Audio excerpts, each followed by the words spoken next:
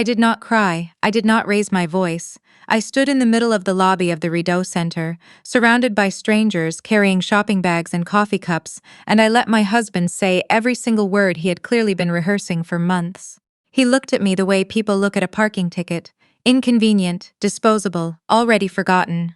"This is why I never told you," he said, loud enough that the couple at the pretzel stand turned their heads. "You don't feel anything. You never did." He was standing next to my best friend. She was wearing my birthday gift to her, a camel coat I'd saved up for, because I thought she deserved something beautiful that year. She couldn't meet my eyes. He could. That was the difference between them, and it told me everything. I'd known my husband, I'll call him my husband because that's what he still was on paper, for 11 years. We met at a fundraiser for the Ottawa Humane Society when I was 26 and he was 31. I was volunteering. He was attending because his firm had sponsored the event, and someone needed to show up and shake hands. He was charming in that particular way that feels like warmth but is actually just very good lighting. I didn't see it then. I was 26 and he had kind eyes and he remembered my name the next morning when he texted me. We got married 4 years later in a barn venue outside of El Monte. It rained. Everyone said it was good luck. My best friend, I'll call her my best friend because that's what I believed she was, gave a speech that made half the room cry. She talked about how she had never seen me look at anyone the way I looked at him. She said she was so grateful to have witnessed it. I think about that speech now, and I feel something I don't have a word for in English. In French, there's something close, but even that doesn't quite fit. The thing about a slow unraveling is that you're always the last to understand what's been unraveling. There are signs, I can see them now like highway markers on a road I already drove down. The way he started taking his phone into the bathroom, the way she started canceling our Tuesday dinners, always with a reason that was just plausible enough. The way they both got quieter around me as though I were someone fragile who needed to be managed. I'm a forensic accountant. I am, by training and by nature, someone who notices when numbers don't add up. It is a strange thing to be professionally excellent at detecting discrepancy and personally blind to it. I noticed the discrepancy in January, not in their behavior. I'd been explaining that away for months without knowing I was doing it, but in a bank statement. My husband owned a mid-sized property development firm, nothing flashy. Mostly commercial leasing in the Canada and Nepean corridors, a few residential subdivisions outside of Barhaven, the kind of company that doesn't make headlines but generates steady income. I was not involved in his business. That had always been the arrangement. He had his work, I had mine. We were two adults with separate professional lives who came home to the same house and ate dinner together and talked about the news. What I found in January was not dramatic. It was a wire transfer on a joint line of credit we'd set up years ago for home renovation purposes and largely forgotten. $42,000, moved in 3 installments over 6 weeks to a numbered company registered in Alberta. I would not have noticed it at all except that I was looking for a purchase receipt for our water heater and opened the wrong statement by mistake. I did not confront him. This is the part people always ask about when I tell this story. They want to know why I didn't just walk into the kitchen and ask him directly. The answer is simple. I needed to understand what I was looking at first. I am a forensic accountant, so I started working. It took me 3 weeks to trace the numbered company. It was layered, not elaborately, but enough to suggest that someone had been advised by a person who knew a little bit about financial privacy, but not quite enough. The numbered company in Alberta was a holding entity for a numbered company in Ontario, which held a 40% interest in a limited partnership that owned 4 short-term rental properties in Prince Edward County. The properties were generating rental income. That income was not being reported on our joint tax return. He was hiding money, not a lot by some standards, maybe $280,000 over 3 years, once I'd reconstructed the full picture. But he was hiding it deliberately, systematically, in a way that required sustained effort and sustained deception. I sat with that for a night, just one night. I made myself a cup of red rose tea, the kind my mother always kept in the house, and I sat at the kitchen table and I let myself feel what I needed to feel, and then I began making a list. The list was not emotional, the list was practical. Who did I need to call? What documents did I need to secure? What was my timeline? When was the right moment? I did not tell him what I knew. I kept my face completely ordinary. I came home from work. I asked how his day was. I passed the salt when he needed it. I was very, very good at ordinary. What I could not have anticipated, and this is the part that still catches me sometimes, late at night, when I think I've finished processing it, was that he would decide to end things first. He sat me down on a Tuesday evening in March in our living room, with the good lamp on, and he told me he was in love with someone else. He told me it had been going on for some time. He told me he was sorry but that he had not been happy for years, and that I had to understand that people couldn't simply stay in situations that weren't working. He did not tell me who she was. He didn't need to. I had a feeling that arrived fully formed, like a photograph developing in a dark room, clear and undeniable. I asked him to leave that night. He seemed surprised that I wasn't arguing. He said, "That's it? You're not going to say anything?" I said, "I have a lot to do tomorrow." He left. I called my lawyer. I called my accountant colleague, the one I trust with serious things. And then I called my best friend, because that's what you do when your marriage falls apart. You call your best friend. She didn't answer. She texted me 20 minutes later. "So sorry, in the middle of something. Can we talk tomorrow?" I knew then, not as suspicion, as fact.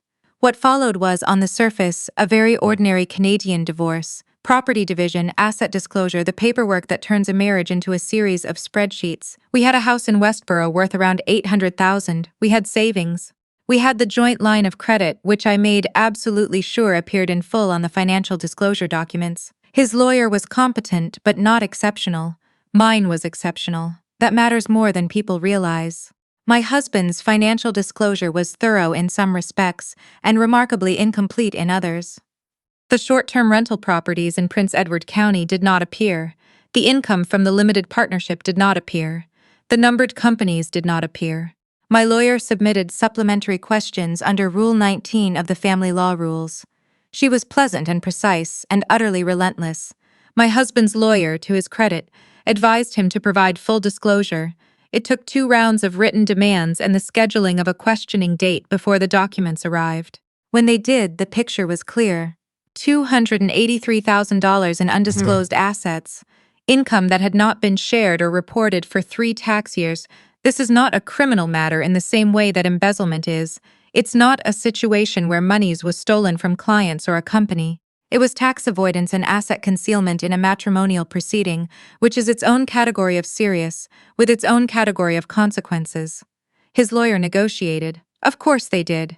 What was available for equalization was now substantially larger than he had intended. The short-term rental portfolio was sold. The proceeds, plus adjustments for the undisclosed income, were factored into the settlement. My share was considerably more than it would have been if I had simply accepted his original financial disclosure and moved on. I was not vindicated in a courtroom. There was no scene.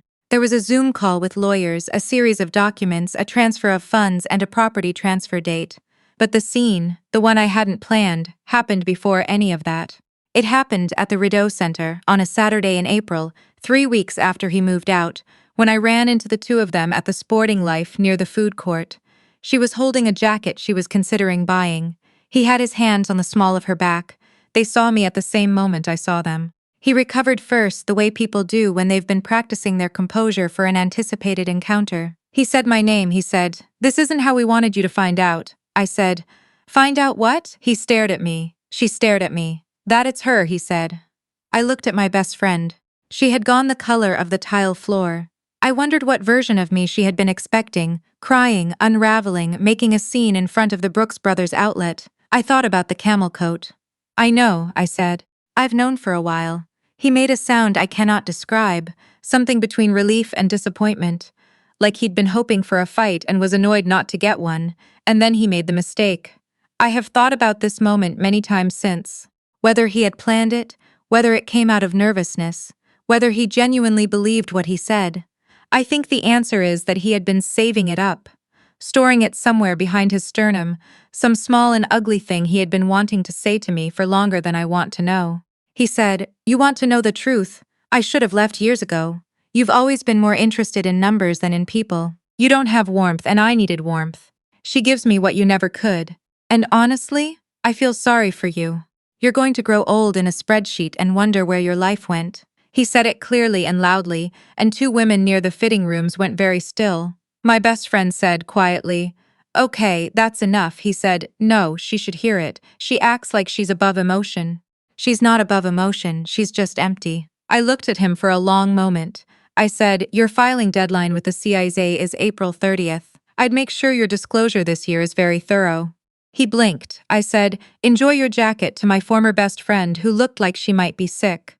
And then I walked out of the Rideau Centre into a cold April afternoon, got into my car and drove home. I cried once, on the way, just for a few minutes. The kind of crying that doesn't feel like grief exactly, more like something releasing, pressure equalizing. Then I stopped. I had things to do. What he didn't know, standing there in a mall telling me I was empty, was that the paperwork was already in motion. My lawyer had already filed the supplementary disclosure request. The questioning date was already scheduled. He had already, in a very technical sense, overplayed every hand he had. He also didn't know what my best friend knew, which I would only learn later, through the kind of information that travels in small circles. She didn't know about the hidden properties either. She thought she was choosing someone who was finally free of a cold, unfeeling marriage. She thought she was the person he had been waiting to choose. She moved into his rental in Centretown 2 weeks after he left. She told her sister it felt like finally breathing. What she didn't know was that the numbered company in Alberta had a second layer I hadn't fully traced in January. A private holding that listed a different woman's name as a silent partner, not a business partner. The paperwork was not ambiguous. I found out about this in June from my accountant colleague, who had been quietly following threads as a professional courtesy. I sat with this information for 24 hours. I thought about whether it was my business. I thought about whether she deserved to know. I thought about the camel coat. I sent the documents to her sister anonymously. I don't regret it. I didn't do it out of cruelty. I did it because if I had been her, I would have wanted someone to show me. Her sister, from what I understand, showed her immediately. The relationship lasted another 6 weeks after that. I don't know the specifics of what happened. What I know is that by October, he was living alone in the Centretown rental. The properties in Prince Edward County had been sold as part of our settlement, and he was facing a review by the Canada Revenue Agency for the 3 years of unreported rental income. The CR review was not my doing. Once the assets appeared in the matrimonial disclosure, the paper trail was there. Tax implications follow financial disclosure the way winter follows fall in Ontario. That's not revenge, that's just consequence. My former best friend called me once, in September. She left a voicemail. She said she was sorry. She said she hadn't known what kind of person he was when she... And then there was a long pause, when things started. She said she hoped I could eventually understand. I didn't call back. Not out of anger. I'd moved past anger somewhere around June, but because I didn't have anything to say that would be useful to either of us. Some conversations are complete before they start. What I have now is a house in Westboro that I bought him out of and spent the fall repainting. The bedroom is the color of the St. Lawrence in early morning, a gray-blue that some people think is too cold, but which I find very restful. I have a practice that is growing faster than I expected, partly because a colleague referred a major file to me in the fall that I handled well. I have a cat I adopted in November from the Ottawa Humane Society, which felt like a full circle that I hadn't planned but appreciated. I have Tuesday dinners again, different people, a friend from my yoga studio and her partner, and sometimes a woman I met at a Cleese seminar who is funny in a dry way that takes a minute to catch up to. I am not lonely in the way I expected to be. I am, with some frequency, genuinely fine. My mother called me last week to ask how I was doing. She's 71 and she lives in Kingston, and she has never been someone who gives unnecessary comfort. She asked me if I was okay, and I told her I was more than okay. She said, "Good. I never liked him." She'd never said that before. I laughed so suddenly that I startled the cat. People ask me sometimes, friends, colleagues, people who've heard the rough outline of the story, whether I wish I had done something differently. Whether I wish I had confronted him sooner, or fought louder, or said something more devastating in the sporting life when I had the chance. I don't. The restraint was not weakness. The restraint was the work. I think about what he said in that mall, that I was empty, that I was made of numbers instead of feeling. I think he genuinely believed it. I think he needed to believe it because it was the only story in which he was the wronged party, the man who had stayed too long out of loyalty to someone incapable of receiving it. The thing is, I have enormous capacity for feeling. I am not empty.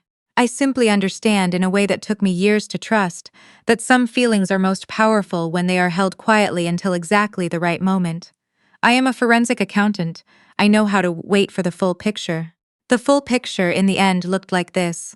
A clean settlement, a house I love, a career that is mine entirely, and a Tuesday evening in November when I sat in my repainted kitchen with a cup of red rose tea and a cat on the chair across from me and realized that I was not performing contentment. I was just content. The lamp in the corner was warm. Outside the window, the first serious snow of the season was coming down over Westboro, covering everything evenly the way it does, patient and thorough and in its own quiet way beautiful.